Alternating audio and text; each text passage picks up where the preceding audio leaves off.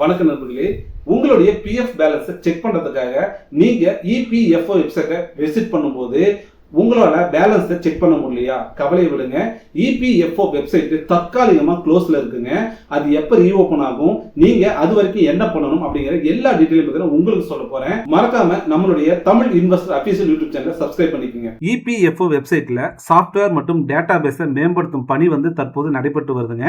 அதனால ஒரு சில ஆன்லைன் சர்வீசஸ் தற்காலிகமா நிறுத்தி வைக்கப்பட்டிருக்குது.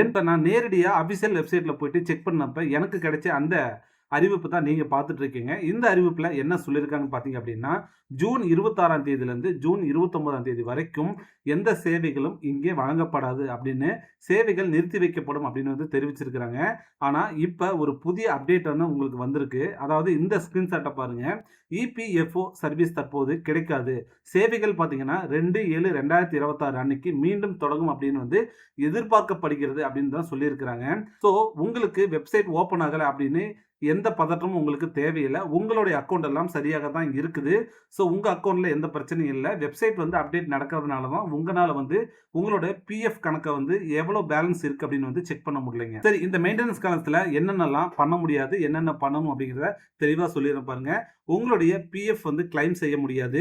ரெண்டாவது விஷயம், ஆன்லைன் சர்வீஸ் எதுவுமே அங்க ஒர்க் ஆகாதுங்க. மூணாவது விஷயம், உங்களுடைய பாஸ்புக் மற்றும் பேலன்ஸ் பார்க்கறது ரொம்ப சிரமமா தான் இருக்கும். ஸோ அந்த பாஸ்புக்கை வச்சு உங்களோட பேலன்ஸ் செக் பண்ணவும் முடியாது. அதனால வெப்சைட் சரியா செயல்படுற வரைக்கும் கொஞ்சம் பொறுமையா இருக்கிறது ரொம்ப அவசியங்க. ஸோ வெப்சைட் மீண்டும் செயல்பட ஆரம்பிச்சதுக்கு அப்புறமேட்டு பிஎஃப் பேலன்ஸை எப்படி பார்க்கணும், யூஏஎன் மூலமா எப்படி லாகின் செய்யணும், பாஸ்புக் டவுன்லோட் எப்படி செய்யணும் அப்படிங்கிறத ஸ்டெப் பை ஸ்டெப்பா வீடியோவா நான் இந்த சேனல்ல போடுறேங்க. அதனால நம்மளுடைய தமிழ் இன்வெஸ்டர் அபிஷியல் யூடியூப் சேனலை சப்ஸ்கிரைப் பண்ணி வச்சுக்கோங்க. கூடவே இந்த பெல் ஐகானையும் கிளிக் பண்ணி வச்சுக்கோங்க. இந்த வீடியோ உங்களுக்கு ரொம்ப பயனுள்ளதா இருந்துச்சுன்னா உங்களோட ஃப்ரெண்ட்ஸ் அண்ட் ஃபேமிலிக்கு இந்த வீடியோவை ஷேர் பண்ணுங்க.